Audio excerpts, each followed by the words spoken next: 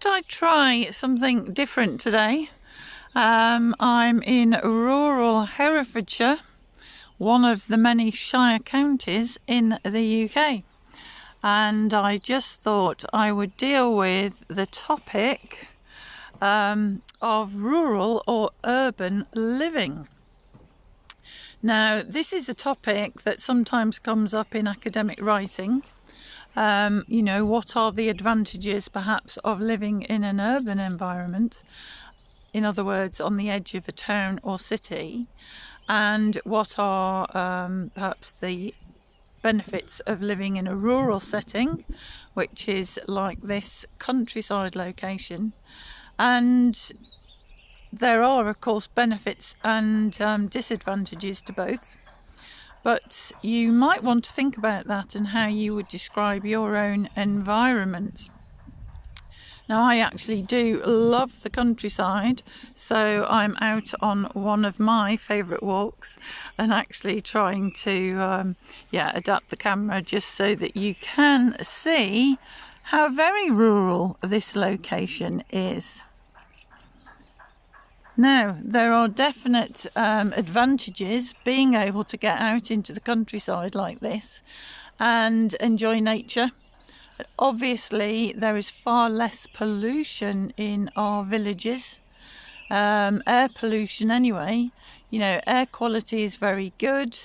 We are often told that our mental health is far better if we can get into open green spaces. And you might be able to hear the bird song. Excuse the click of the camera there.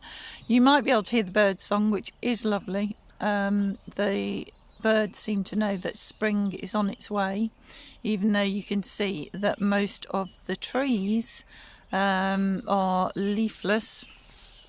And, we're still very much in winter. It's quite chilly here. There's been lots of snow in the north. It's been quite fascinating actually seeing who has been viewing Wordy Wednesday, because it is Wednesday again. Who's been viewing Wordy Wednesday? We have viewers from Egypt, from the Philippines, from the US, from Canada. So if you're watching again today, welcome to the UK. It's rather chilly and wintry, but it's still really nice to actually be out enjoying some fresh air. So, of course, if you live in a city in the UK, and that's 83% of the UK population, either live in towns or cities, certainly in urban areas. Even if you live on the outskirts, that's called a conurbation. And the majority of people live in places like that because there will be more employment, there will be many more facilities, and transport to work will be much better. If you live in a town or city, you will be able to use public transport, be that a bus, a tram or a train. Whereas if you live in a very rural environment like this, you will need your own transport. That will be absolutely essential for you to be able to shop or get to work. Obviously, there could be some sort of car sharing, but really essential to be independent as far as transport is concerned.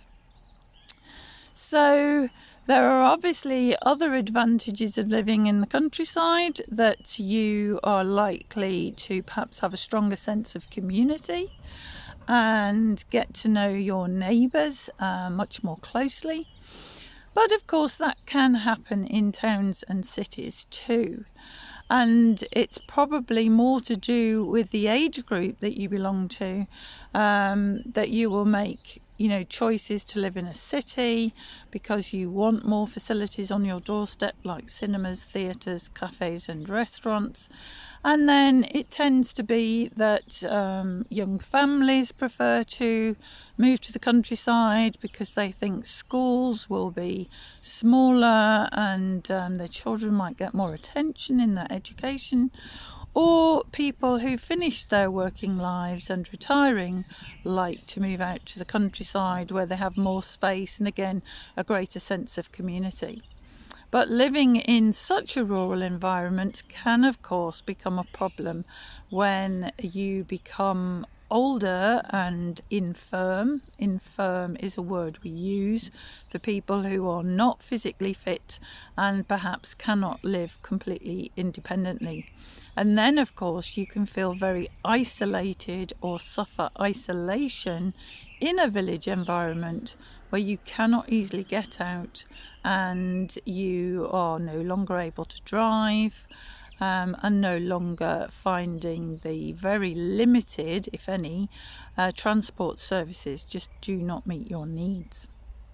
So this is a very short live today, partly because it's chilly and my hands are getting cold, but also because I know that both my data may run out on my phone and that internet is not a particularly strong feature of rural life in the UK.